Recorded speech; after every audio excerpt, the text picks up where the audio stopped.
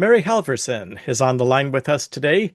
She's a very prolific recording and performing artist, as we've seen on Flotation device, and she's got some new albums out, so we're glad we've got her to ourselves to talk about them.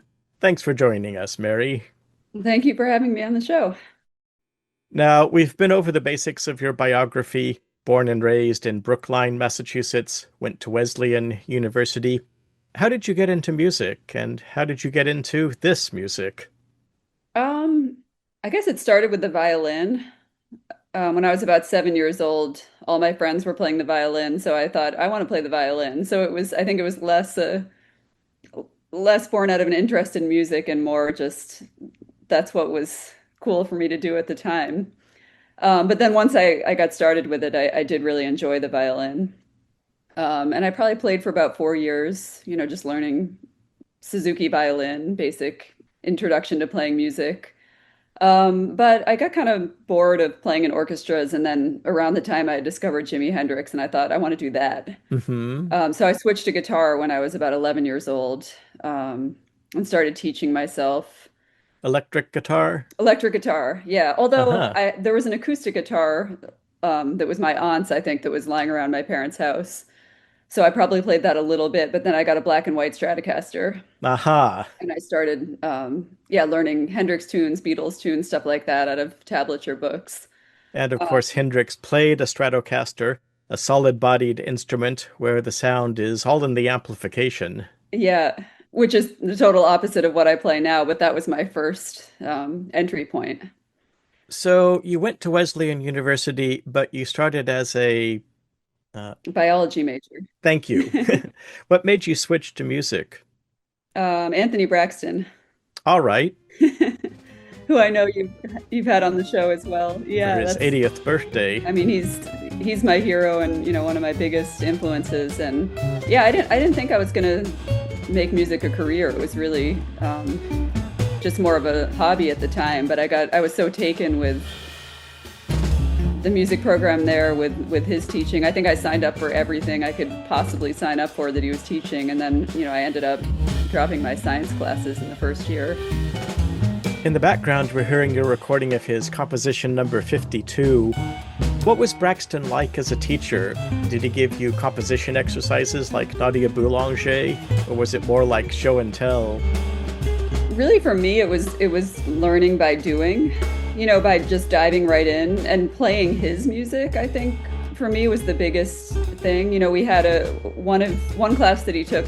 He taught every semester, which I took every semester. Was basically just a large group where we would play his pieces and he would conduct, and it was just talk about diving right in with I like a fish out of water. I had no idea what was going on. It was all this crazy reading and just new musical ideas. And so, yeah, I just kind of dove right in. And I was like, I don't understand this. It's crazy, but I love it. And, gradually trying to learn more. And I mean, he's just such an inspiring person to be around. As you know, you've spoken to him. It's infectious, his energy. And he encourages everybody to be creative, but not to be like him. I think you've said he pushed you to do your own thing while at the same time learning tradition. Yeah, that was a big thing with him was having a great respect for all kinds of musical traditions. And if you hear him talk about music, he has such a wide range of stuff that he's into. And I remember he taught one class called Sun Ra and Stockhausen, where Uh-huh. he would lecture on those two artists. And I mean, he really loved everything. So it was this idea of, learn the traditions, check out as much as you can, but then don't be beholden to them. And, it's to me now that's obvious, but it really wasn't obvious at the time. People forget just how siloed and segregated the music world was, even within new music. And I think Braxton deserves a lot of the credit for encouraging a more integral perspective on things. Yeah, and I think now it's with the way music is now, just with the easy access, everybody has easy access to anything they want to hear at the click of a button. Um, I think now, everybody I know has a million different influences and is taking music from all different styles and things like that. But yeah, when I got to college, understand that. I didn't understand just how many options you have and how big the world of music is. And he really opened my mind, I think, to just checking out all kinds of stuff. Now, you also studied with Joe Morris at Wesleyan. Yes. Yeah, he was incredible. And it's funny because it was almost like the two of them had colluded in their message to me, even though they hadn't. But, I was getting the same stuff from Joe.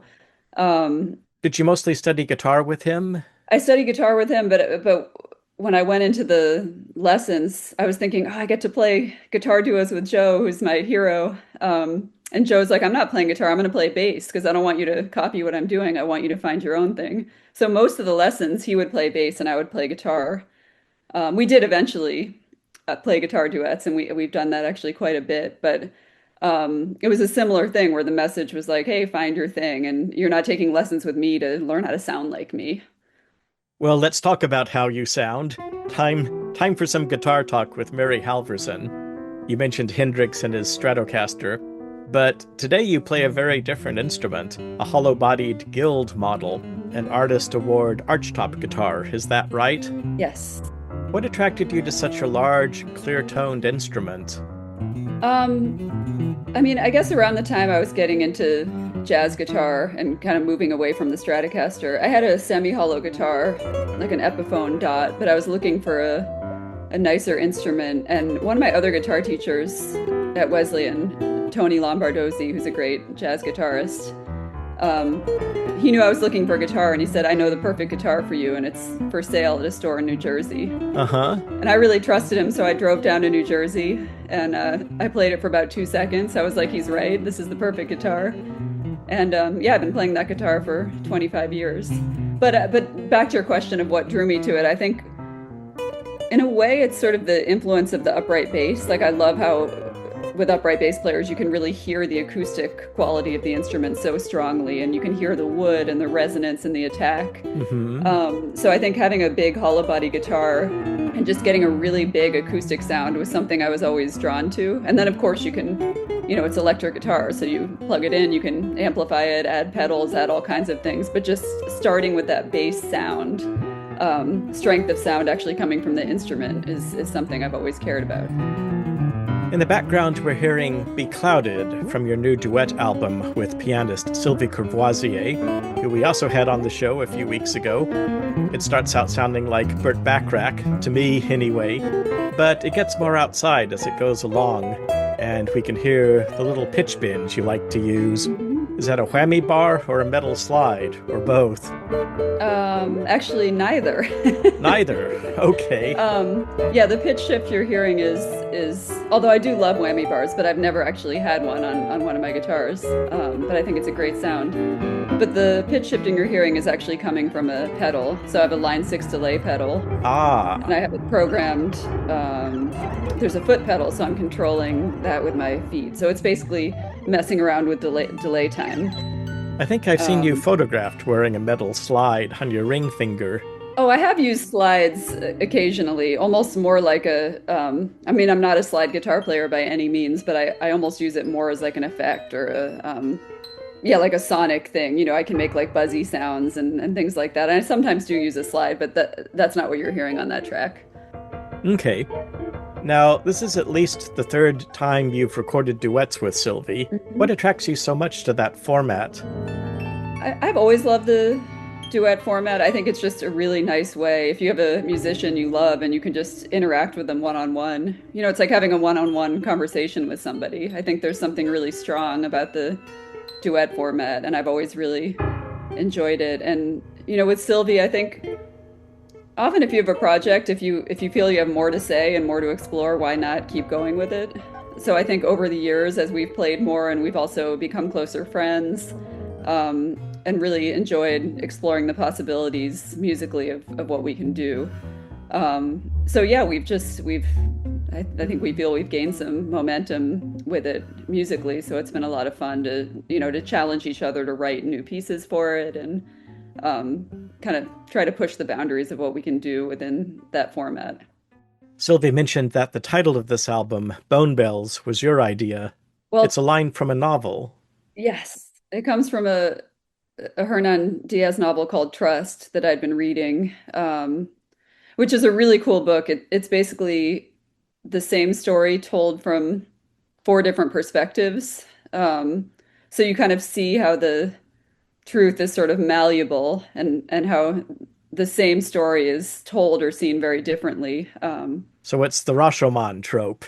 Yeah, it was really cool. I found it kind of the story was pretty interesting. But that was a quote from that book. And titling songs is one of my hobbies. I have a database of thousands of tune titles. So whenever something pops into my head, I just add it to the list. And sometimes it's random things that come into my head. Sometimes it's a little word or a phrase from a book. My father likes to provide me with tune title suggestions, so sometimes I'll add those in. So that was just one of the titles I had on the list, and I think it was specifically talking about if our bones were bells, what would they sound like? And the femur might sound different from the tibia, and so on. And I thought it was kind of cool. And then it kind of fit with one of the tunes I was writing. Like I'll try to match the mood of a tune with a title. And then we just decided to use it as an album title. Will and Sylvie likes to use piano preparations, Yes. and many of the tracks on that album have a percussive sound to them. Exactly. My guest is Mary Halvorson, guitarist, bandleader, Braxtonian. In the background, we're sampling another new album that features you. It's Ches Smith and his Clone Row Quartet, where you play with guitarist Liberty Ellman, who's in the left channel. You're in the right. He has a fuzzier, more Hendrix-like sound. I thought it was an interesting contrast. Do you often play in a double guitar format? I've been quite lucky that I've gotten to play with a lot of guitar players. In bands, also in duo settings. And I've always loved playing with other guitar players. And I think one of the reasons is there's something about guitar where there's just such a wide range of sounds and styles. And just to be able to explore that with this intersection where you can be so different from somebody as a player, but there's still this commonality, which I guess is the guitar itself. But I've always loved playing with other guitar players, and Liberty is one of my favorites. I think he's an incredible player, and yeah, I've gotten to play with Liberty a little bit over the years, but it's been nice to have this project to actually really dig in and get to work with him some more. Heart Breakthrough is the name of this track, and when we next see you in the Northwest, it will be with this quartet, the Ches Smith Clone Row Quartet, coming to Earshot Jazz Festival on Saturday, October 11th for 2 shows at the Royal Room in Seattle's Columbia City neighborhood. 7 and 9:30 p.m. are the show times. Tickets and information are available at earshot.org, and again, that's October 11th at the Royal Room. And now I'd like to do some show and tell. I've got 2 recordings of 2 other guitarists, older musicians, who remind me of your playing, and I'm interested to hear your reaction. Here's number 1.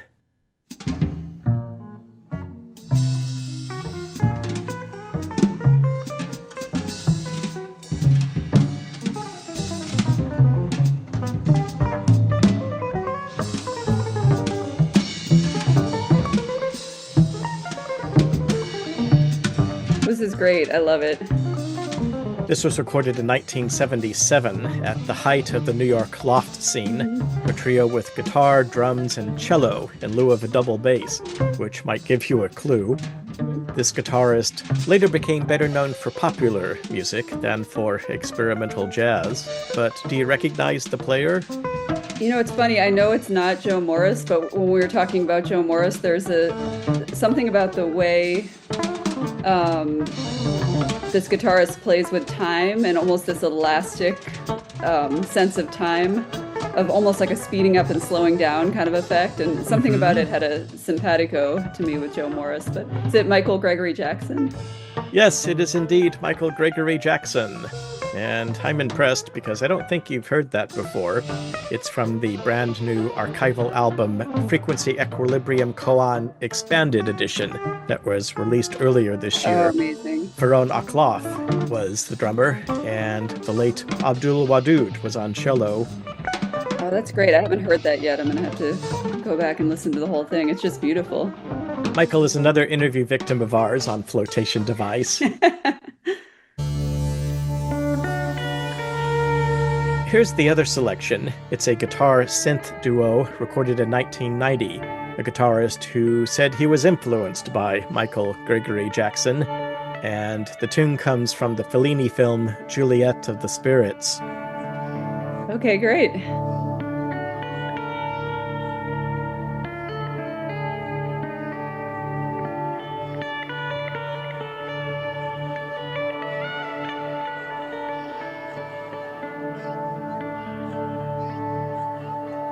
I think I know who that is. Who is it? Frizzell? Bill Frisell, 2 for 2. Very impressive. He's performing with Wayne Horvitz. Oh, fantastic. That was recorded at the Knitting Factory in New York. And it's from another archival release that Wayne just put out. Oh, wow. Okay. Well, thanks for hipping me to these recordings. I'll go back and check that one out as well. It's the clarion tone that reminds me of your playing. Yeah, I mean, Frizzell has such a distinctive... I mean, there's a million Frizzell imitators. Yes. But you can't actually get at the essence of that if you're not Bill Frizzell. Live Forever, Volume 3 is the name of that album from Other Room Records. But we're going to return to your music now, and we've saved the newest album for last, About Ghosts, just released by Nonesuch Records, featuring your Amaryllis sextet with trumpet, trombone, and vibes, augmented by saxophones in some of the tracks. How would you say it compares with the other collaborative albums we've been listening to? It's pretty different in many ways. I mean, it's a larger group, it's all my compositions, and it's the Amaryllis sextet that I've done. My previous 2 albums were also with that band, but I've added 2 saxophones on this one. So it's really a larger band and a bit more orchestrated sounding, because on some of the tracks I have 4 horns. And yeah, this was just a really fun project for me to get to experiment with writing for a larger group, which I hadn't done in a few years. We're about to hear Absinthian from this album. Anything we should know about that composition? Yeah, I mean, that one actually started almost like a guitar exercise. It's sort of a guitar pattern that goes between 4 and 5 and 3, with a similar kind of pattern, and then it's augmented with this one has 3 horns, I think, vibes, bass, and drums. And yeah, this one is for me just a high energy, almost like dizzying kind of effect is what I was going for. All right, then we'll get buckled in for that. Guitarist Mary Halvorson has been chatting with us from Brooklyn, where she hangs out in between tours. Find her on the web at maryhalvorson.com, and go see her live if you can. Mary, it's been great visiting with you. Thanks so much for coming on the show. Yeah, great to chat with you. Thank you so much. And now here is Absinthian from the album About Ghosts. Mary Halvorson on Flotation Device.